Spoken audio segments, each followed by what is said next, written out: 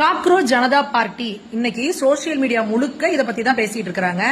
இன்ஸ்டாகிராம்ல ஒரு ஐடியா திடீர்னு ஓபன் பண்றானுங்க. ஓபன் பண்ணி கொஞ்ச நாளுக்குள்ளே பாத்தீங்கன்னா பாருங்க, 1 கோடி பேர் ஃபாலோ பண்றாங்க, இப்ப பார்த்தா 3 கோடி பேர் வந்து ஃபாலோவர்ஸ் வந்துட்டாங்க அப்படின்னு சொல்லி ஒன்னு இது பண்றாங்க. அதுக்கு என்ன காரணம் சொல்றாங்க அப்படின்னா, உச்சநீதிமன்ற நீதிபதி திரு சூரியகாந்த் அவர்கள் வந்து இளைஞர்களை பார்த்து நீங்க எல்லாம் காக்ரோச்னு சொல்லிட்டாங்க.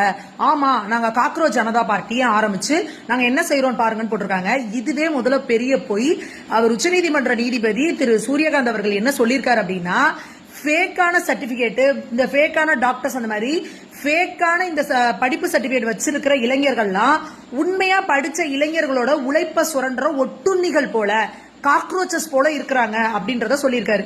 அப்ப உண்மையா இன்னைக்கு படிச்சு கஷ்டப்பட்டு சர்டிபிகேட் வாங்குற இளைஞர்கள் எல்லாம் அவர் சொன்னது சரியா தப்பா அப்படிங்கறத நீங்களே முடிவு பண்ணிக்கோங்க. அடுத்து இந்த ஐடியா ஓபன் பண்ணவங்க யாருன்னு பாத்தீங்கன்னா 2 பேரு, ஆர்பித் அபிஜித் 2 பேர் ஆரம்பிக்கிறாங்க. நீங்க 2 பேருமே வந்து ஆம் ஆத்மி கட்சியை சேர்ந்தவங்க. அவங்க எங்க இருக்காங்க இப்ப பாத்தீங்கன்னா யுஎஸ்ஏல உட்கார்ந்து இருக்கிறாங்க.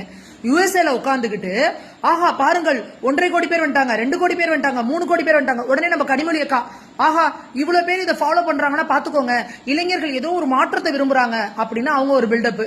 அதுக்குள்ள இருக்கிறவங்க பாத்தீங்கன்னா துருக்கியில, பங்களாதேஷ்ல, பாகிஸ்தான்ல இருக்கிறவங்க அதை ஃபாலோவர்ஸா இருக்காங்க. ஏயோ, இந்தியால மாற்றம் வரணும்னா எங்க இந்திய இளைஞர்கள் அதுக்கு வந்து ஃபாலோவரா இருக்கணும். துருக்கியிலயும் பங்களாதேஷ்லயும் பாகிஸ்தான்லயும் இருக்கிறவன் வந்து அதுல சேர்ந்தானா எப்படி நீங்க இந்தியால மாற்றத்தை கொண்டு வருவீங்க? நீங்க எந்த நிலைமைக்கு வந்துட்டீங்க அப்படின்னா, மோடி அவர்களை தோற்கடிக்கணும் அப்படின்னா இந்த மாதிரி லெவலுக்கா நீங்க எல்லாம் இறங்கி கீழே போவீங்க? எங்களுக்கு அது ஒன்றும் புரியல. அடுத்ததா இன்னொரு பெரிய காமெடி என்ன பண்றாங்க அப்படின்னா, பாருங்க பாரதிய ஜனதா பார்ட்டியோட இன்ஸ்டாகிராம் பேஜ்ல இருக்க ஃபாலோயர்ஸை விட காக்ரோச் ஜனதா பார்ட்டியில வந்து ஃபாலோயர்ஸ் அதிகமாயிட்டாங்கன்னு ஒரு உருட்டுறாங்க.